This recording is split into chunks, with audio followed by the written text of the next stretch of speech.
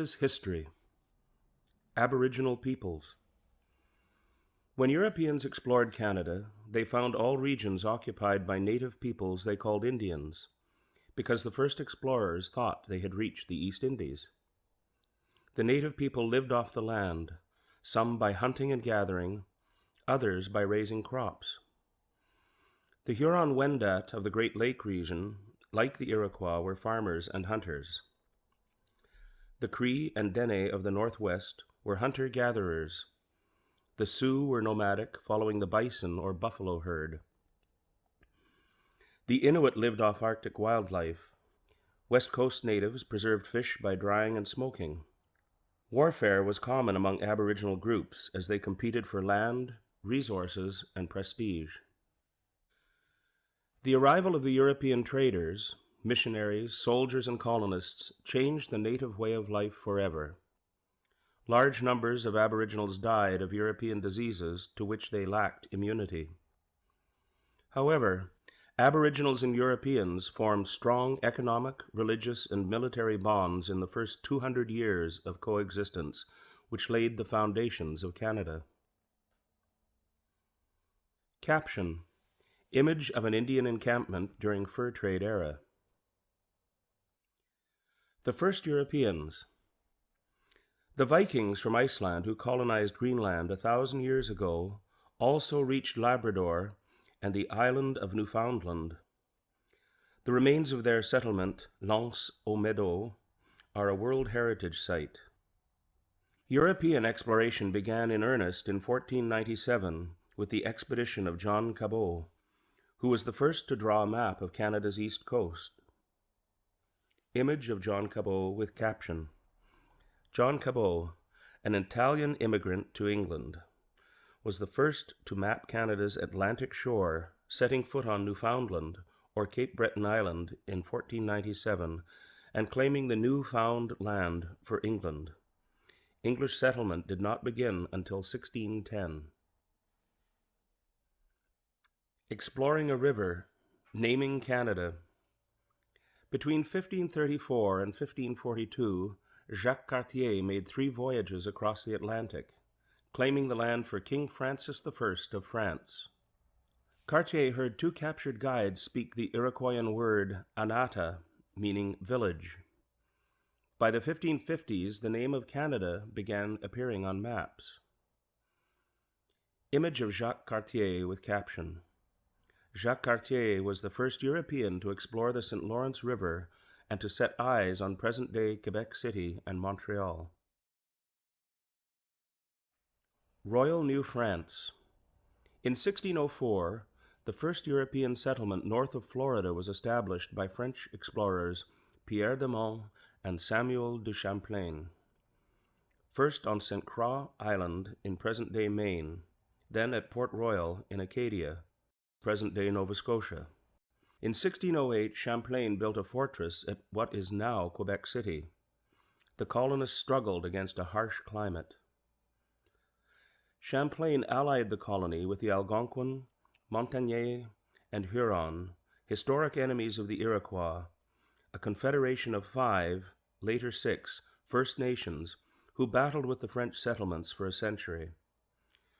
The French and the Iroquois made peace in 1701.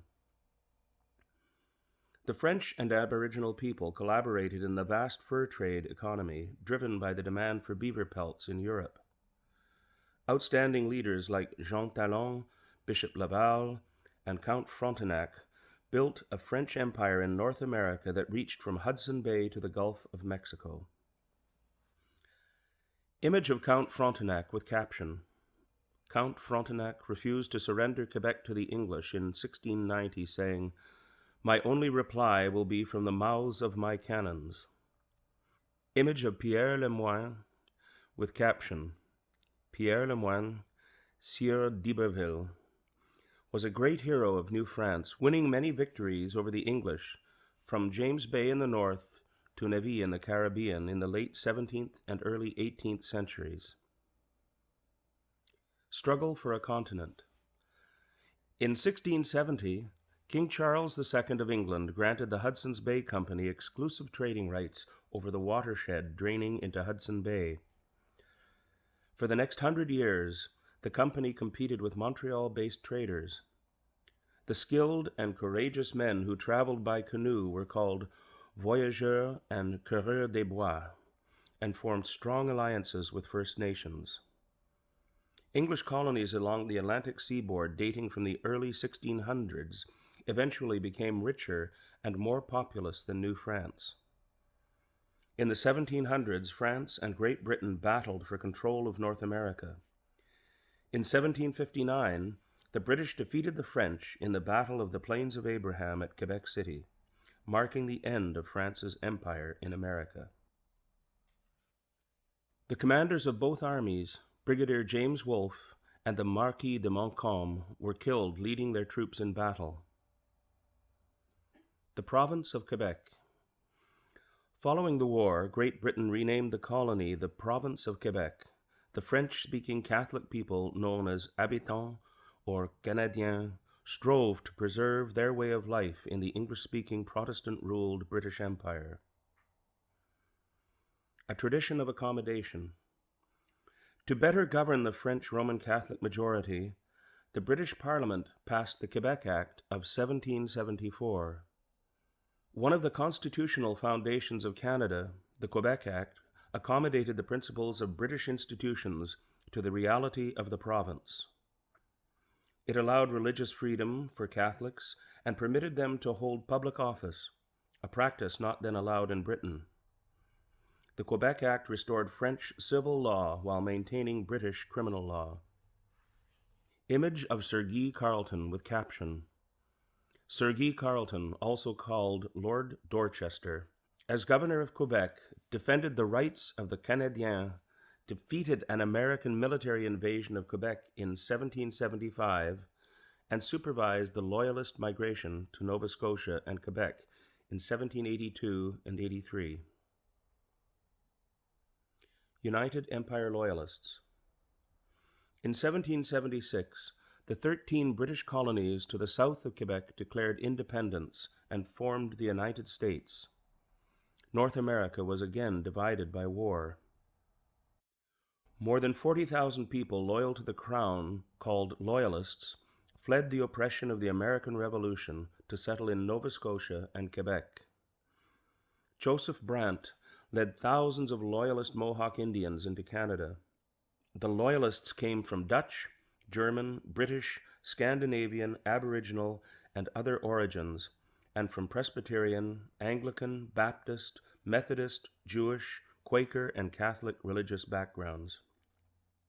About 3,000 black Loyalists, freedmen, and slaves came north seeking a better life.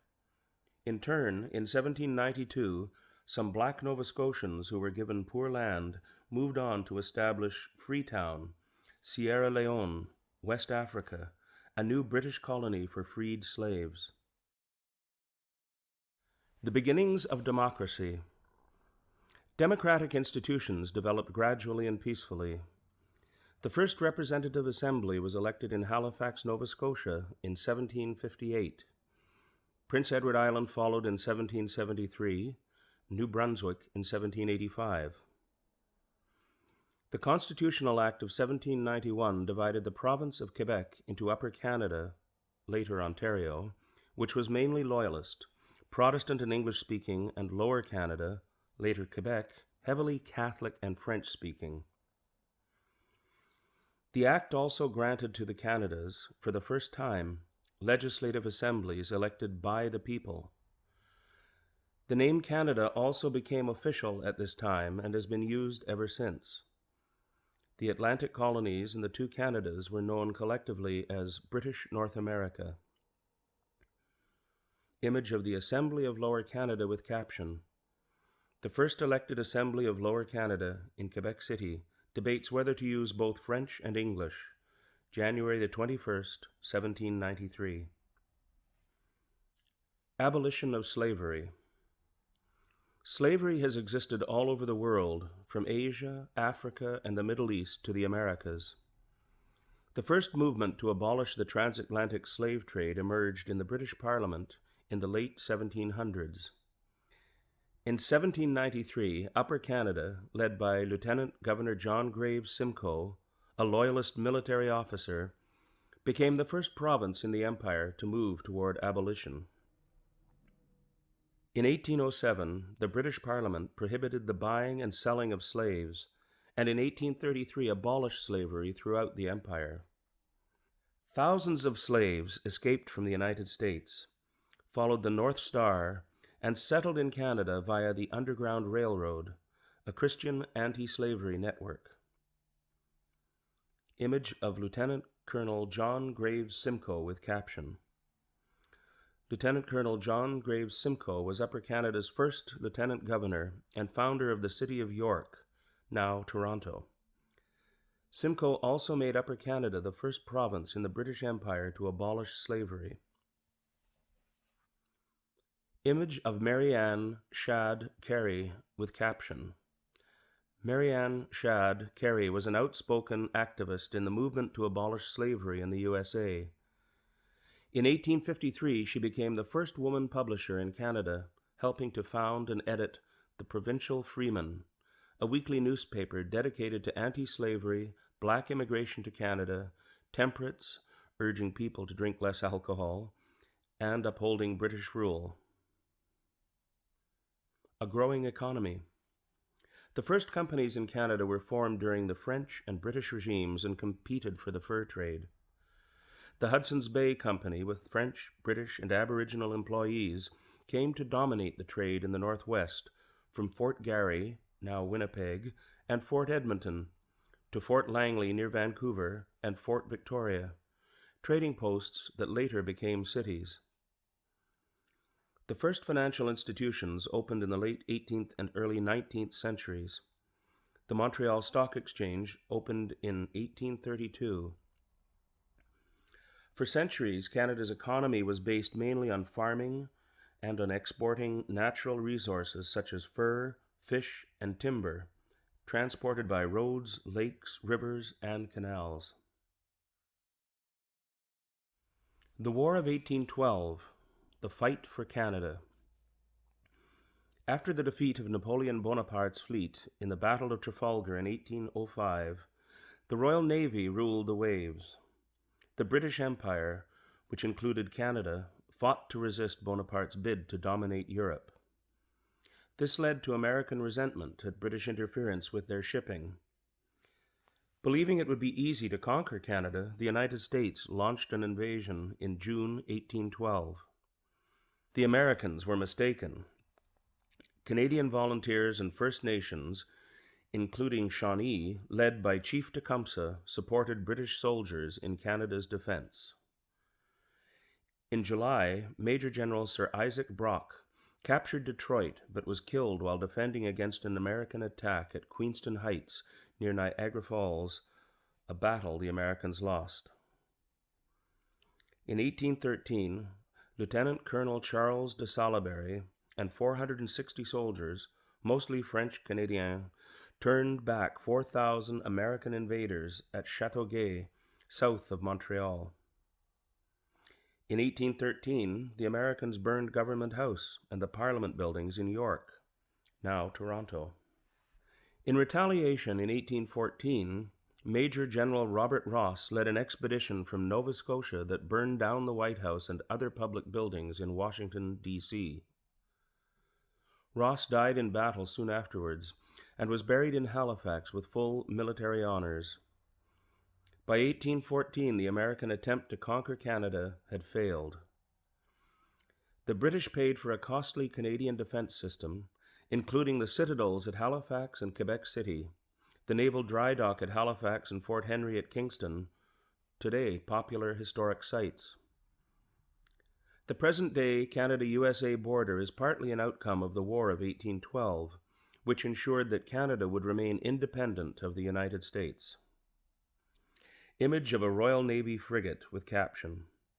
HMS Shannon, a Royal Navy frigate, leads the captured USS Chesapeake into Halifax Harbor, 1813. There were also naval battles on the Great Lakes. Image of Brock and Tecumseh with caption. Major General Sir Isaac Brock and Chief Tecumseh, Together, British troops, First Nations, and Canadian volunteers defeated an American invasion in 1812 to 1814. Image of a militiaman with caption. French-Canadian militiaman helped defend Canada in the War of 1812. Image of the Duke of Wellington with caption. The Duke of Wellington sent some of his best soldiers to defend Canada in 1814. He then chose Bytown, Ottawa, as the end point of the Rideau Canal, part of a network of forts to prevent the USA from invading Canada again. Wellington, who defeated Napoleon in 1815, therefore played a direct role in founding the national capital. Image of Laura Secord with caption. In 1813, Laura Secord, pioneer wife and mother of 5 children, made a dangerous 19-mile or 30-kilometer journey on foot to warn Lieutenant James Fitzgibbon of a planned American attack. Her bravery contributed to victory at the Battle of Beaver Dams. She is recognized as a heroine to this day. Rebellions of 1837-1838. In the 1830s, reformers in Upper and Lower Canada believed that progress toward full democracy was too slow. Some believed Canada should adopt American Republican values or even try to join the United States. When armed rebellions occurred in 1837-1838 in the area outside Montreal and in Toronto, the rebels did not have enough public support to succeed. They were defeated by British troops and Canadian volunteers. A number of rebels were hanged or exiled. Some exiles later returned to Canada. Lord Durham, an English reformer sent to report on the rebellions, recommended that Upper and Lower Canada be merged and given responsible government. This meant that the ministers of the Crown must have the support of a majority of the elected representatives in order to govern. Controversially, Lord Durham also said that the quickest way for the Canadiens to achieve progress was to assimilate into English-speaking Protestant culture. This recommendation demonstrated a complete lack of understanding of French Canadians, who sought to uphold the distinct identity of French Canada. Some reformers, including Sir Etienne Paschal-Taché and Sir Georges-Étienne Cartier, later became fathers of Confederation, as did a former member of the voluntary government militia in Upper Canada, Sir John A. Macdonald. Responsible government. In 1840, Upper and Lower Canada were united as the province of Canada. Reformers such as Sir Louis Hippolyte Lafontaine and Robert Baldwin, in parallel with Joseph Howe in Nova Scotia, worked with British governors toward responsible government. The first British North American colony to attain full responsible government was Nova Scotia in 1847 to 1848. In 1848 and 1849, the governor of United Canada, Lord Elgin, with encouragement from London, introduced responsible government. This is the system that we have today. If the government loses a confidence vote in the Assembly, it must resign. Lafontaine, a champion of democracy and French language rights, became the first leader of a responsible government in the Canadas. Image of Sir Louis Hippolyte Lafontaine with caption, Sir Louis Hippolyte Lafontaine, a champion of French language rights, became the first head of a responsible government, similar to a prime minister, in Canada in 1849. Confederation. From 1864 to 1867, representatives of Nova Scotia, New Brunswick, and the province of Canada, with British support, worked together to establish a new country. These men are known as the Fathers of Confederation. They created 2 levels of government, federal and provincial. The old province of Canada was split into 2 new provinces, Ontario and Quebec, which together with New Brunswick and Nova Scotia formed the new country called the Dominion of Canada. Each province would elect its own legislature and have control of such areas as education and health. The British Parliament passed the British North America Act in 1867. The Dominion of Canada was officially born on July 1st, 1867. Until 1982, July 1st was celebrated as Dominion Day to commemorate the day that Canada became a self-governing dominion. Today, it is officially known as Canada Day. Image of the Fathers of Confederation with caption. The Fathers of Confederation established the Dominion of Canada on July 1st, 1867, the birth of the country that we know today. Image of Dominion of Canada $1 bill with caption. Dominion of Canada $1 bill, 1923, showing King George V, who assigned Canada's national colors, white and red, in 1921, the colors of our national flag today. Dominion from sea to sea. Sir Leonard Tilley, an elected official and father of Confederation from New Brunswick, suggested the term Dominion of Canada in 1864. He was inspired by Psalm 72 in the Bible, which refers to dominion from sea to sea and from the river to the ends of the earth. This phrase embodied the vision of building a powerful, united, wealthy, and free country that spanned a continent. The title was written into the Constitution, was used officially for about 100 years, and remains part of our heritage today. Expansion of the Dominion. The following list identifies when the provinces and territories became part of Canada. 1867, Ontario, Quebec, Nova Scotia, and New Brunswick. 1870, Manitoba and the Northwest Territories. 1871, British Columbia. 1873, Prince Edward Island.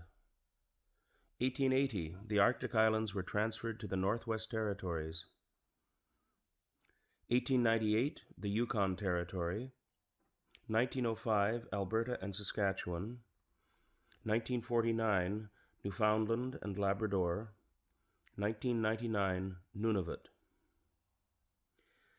Did you know? In the 1920s, some believed that the British West Indies, British territories in the Caribbean Sea, should become part of Canada. This did not occur, though Canada and Commonwealth Caribbean countries and territories enjoy close ties today. Canada's first Prime Minister. In 1867, Sir John Alexander Macdonald, a father of Confederation, became Canada's first Prime Minister. Born in Scotland on January 11, 1815, he came to Upper Canada as a child. He was a lawyer in Kingston, Ontario, a gifted politician, and a colorful personality. Parliament has recognized January the 11th as Sir John A. Macdonald Day. His portrait is on the $10 bill. Caption. Image of Sir John Macdonald. Sir George Etienne Cartier was the key architect of Confederation from Quebec. A railway lawyer, Montrealer, close ally of Macdonald and patriotic Canadien, Cartier led Quebec into Confederation and helped negotiate the entry of the Northwest Territories, Manitoba, and British Columbia into Canada. Challenge in the West. When Canada took over the vast Northwest region from the Hudson's Bay Company in 1869, the 12,000 Métis of the Red River were not consulted. In response, Louis Riel led an armed uprising and seized Fort Garry, the territorial capital. Canada's future was in jeopardy. How could the Dominion reach from sea to sea if it could not control the interior? Ottawa sent soldiers to retake Fort Garry in 1870. Riel fled to the United States, and Canada established a new province, Manitoba. Riel was elected to Parliament, but never took his seat. Later, as Métis and Indian rights were again threatened by westward settlement, a second rebellion in 1885 in present-day Saskatchewan led to Riel's trial and execution for high treason. a decision that was strongly opposed in Quebec. Riel is seen by many as a hero, a defender of Métis rights and the father of Manitoba. After the first Métis uprising, Prime Minister MacDonald established the Northwest Mounted Police in 1873 to pacify the West and assist in negotiations with the Indians. The Northwest Mounted Police founded Fort Calgary, Fort Macleod, and other centers that today are cities and towns. Regina became its headquarters. Today, the Royal Canadian Mounted Police, RCMP, or the Mounties, of Fort Garry in 1863 with caption. The flag of the Hudson's Bay Company flew over Western Canada for 200 years before Confederation. Image of Sir Sam Steele as a great frontier hero, mounted policeman, and soldier of the Queen. Image of Gabriel Dumont as part of the Métis resistance. Gabriel Dumont was the Métis' greatest military leader. A railway from sea to sea. British Columbia joined Canada in 1871 after Ottawa promised to build a railway to the west coast. On November 7, 1885, a powerful symbol of unity was completed when Donald Smith, Lord Strathcona, the Scottish-born director of the Canadian Pacific Railway, or CPR, drove the last spike. The project was financed by British and American investors and built by both European and Chinese labor. Afterwards, the Chinese were subject to discrimination, including the head tax, a race-based entry fee. The Government of Canada apologized in 2006 for this discriminatory policy. After many years of heroic work, the CPR's ribbons of steel fulfilled a national dream. Image of a train and crew members with caption. Members of the train crew pose with a westbound Pacific Express at the first crossing of the Illecillewaet River near Glacier in British Columbia in 1886. Image of a Chinese workers' camp on the CPR, Kamloops, in British Columbia in 1886. Moving westward. Canada's economy grew and became more industrialized during the economic boom of the 1890s and early 1900s. 1 million British and 1 million Americans immigrated to Canada at this time. Sir Wilfrid Laurier became the first French-Canadian Prime Minister since Confederation and encouraged immigration to the West.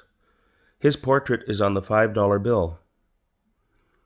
The railway made it possible for immigrants, including 170,000 Ukrainians, 115,000 Poles, and tens of thousands from Germany, France, Norway, and Sweden to settle in the West before 1914 and develop a thriving agricultural sector. The First World War. Most Canadians were proud to be part of the British Empire. Over 7,000 volunteered to fight in the South African War from 1899 to 1902, popularly known as the Boer War, and over 260 died.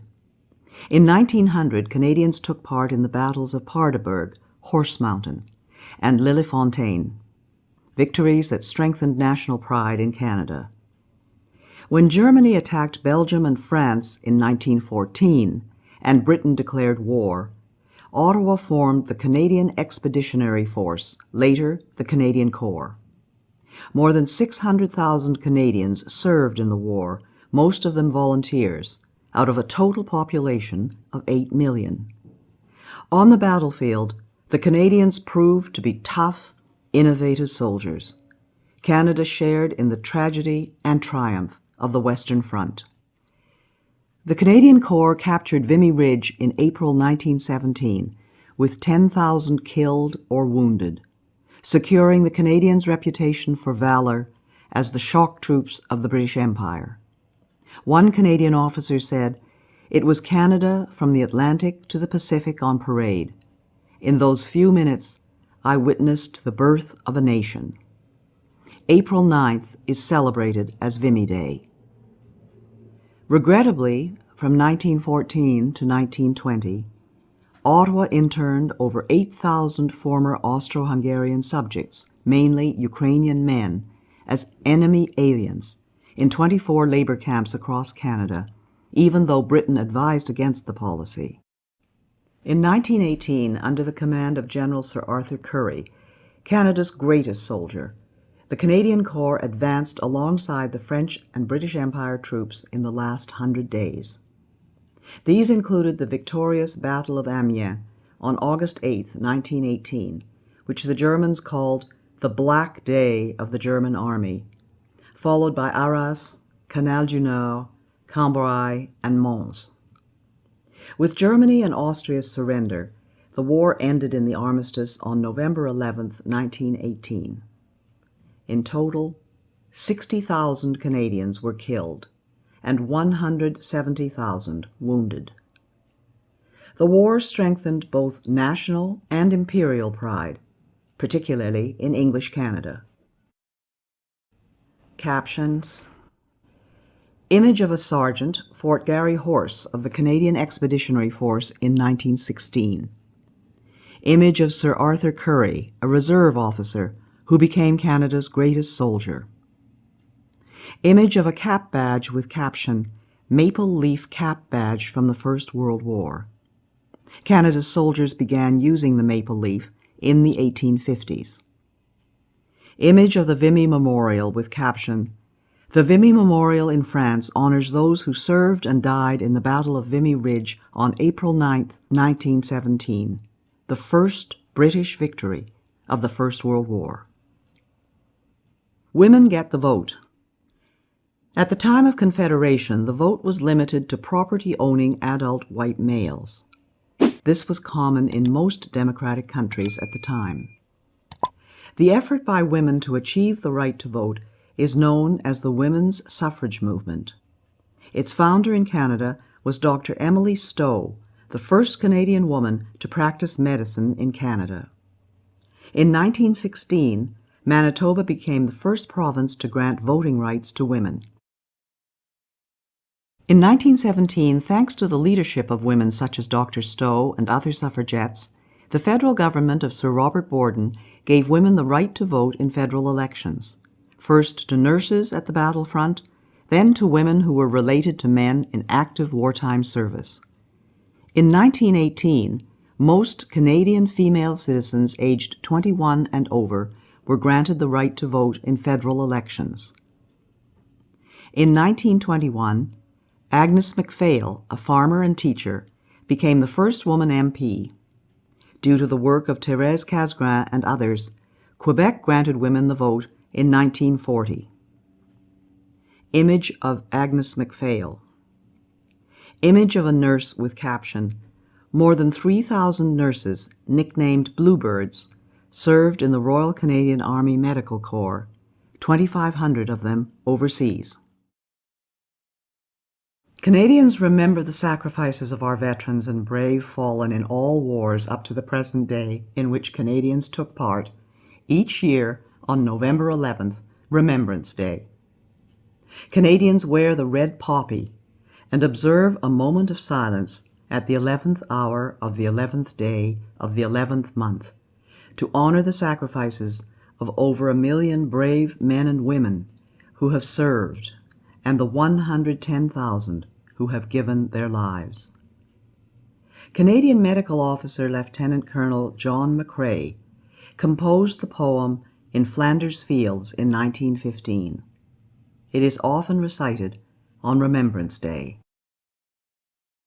In Flanders fields, the poppies blow between the crosses, row on row that mark our place, and in the sky the larks, still bravely singing, fly scarce heard amid the guns below. We are the dead.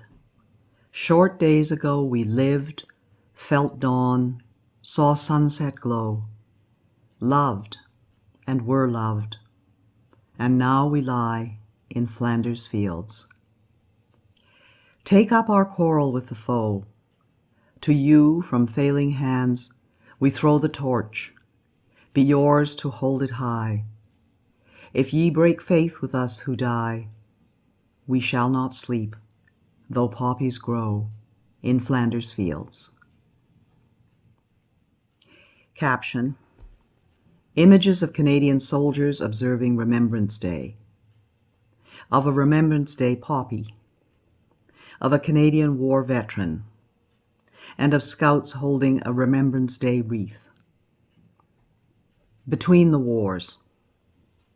After the First World War, the British Empire evolved into a free association of states known as the British Commonwealth of Nations. Canada remains a leading member of the Commonwealth to this day, together with other successor states of the Empire such as India, Australia, New Zealand, and several African and Caribbean countries. The Roaring Twenties were boom times with prosperity for businesses and low unemployment. The stock market crash of 1929, however, led to the Great Depression, or the Dirty Thirties. Unemployment reached 27% in 1933, and many businesses were wiped out. Farmers in Western Canada were hit hardest by low grain prices and a terrible drought. There was growing demand for the government to create a social safety net with minimum wages, a standard work week, and programs such as unemployment insurance. The Bank of Canada, a central bank to manage the money supply and bring stability to the financial system, was created in 1934. Immigration dropped, and many refugees were turned away, including Jews trying to flee Nazi Germany in 1939. Caption: Image of Phil Edwards with caption: Phil Edwards was a Canadian track and field champion. Born in British Guyana, he won bronze medals for Canada in the 1928, 1932, and 1936 Olympics, then graduated from McGill University Medical School. He served as a captain in the Canadian Army during the Second World War, and as a Montreal doctor, became an expert in tropical diseases. The D-Day invasion, June 6, 1944. In order to defeat Nazism and fascism, the Allies invaded Nazi-occupied Europe. Canadians took part in the liberation of Italy in 1943 to 1944. In the epic invasion of Normandy in northern France on June 6, 1944, known as D-Day, 15,000 Canadian troops stormed and captured Juno Beach from the German army, a great national achievement. Approximately 1 in 10 Allied soldiers on D-Day was Canadian. The Canadian Army liberated the Netherlands in 1944 to 1945 and helped force the German surrender of May 8, 1945, bringing to an end 6 years of war in Europe. Caption: Image of painting by Orville Fisher with caption: In the Second World War, the Canadians captured Juno Beach as part of the Allied invasion of Normandy on D-Day, June 6, 1944. The Second World War. The Second World War began in 1939 when Adolf Hitler, the National Socialist Nazi dictator of Germany, invaded Poland and conquered much of Europe. Canada joined with its democratic allies in the fight to defeat tyranny by force of arms. More than 1 million Canadians and Newfoundlanders, at that time Newfoundland was a separate British entity, served in the Second World War, out of a population of 11.5 million. This was a high proportion, and of these, 44,000 were killed. The Canadians fought bravely and suffered losses in the unsuccessful defense of Hong Kong in 1941 from attack by Imperial Japan, and in a failed raid on Nazi-controlled Dieppe on the coast of France in 1942. The Royal Canadian Air Force took part in the Battle of Britain and provided a high proportion of Commonwealth aircrew in bombers and fighter planes over Europe. Moreover, Canada contributed more to the Allied air effort than any other Commonwealth country, with over 130,000 Allied aircrew trained in Canada under the British Commonwealth Air Training Plan. The Royal Canadian Navy saw its finest hour in the Battle of the Atlantic, protecting convoys of merchant ships against German submarines. Canada's merchant navy helped to feed, clothe, and resupply Britain. At the end of the Second World War, Canada had the third largest navy in the world. In the Pacific War, Japan invaded the Aleutian Islands, attacked a lighthouse on Vancouver Island, launched fire balloons over BC and the prairies, and grossly maltreated Canadian prisoners of war captured at Hong Kong. Japan surrendered on August 14, 1945, the end of 4 years of war in the Pacific. Regrettably, the state of war and public opinion in BC led to the forcible relocation of Canadians of Japanese origin by the federal government and the sale of their property without compensation. This occurred even though the military and the Royal Canadian Mounted Police told Ottawa that they posed little danger to Canada. The Government of Canada apologized in 1988 for wartime wrongs and compensated the victims.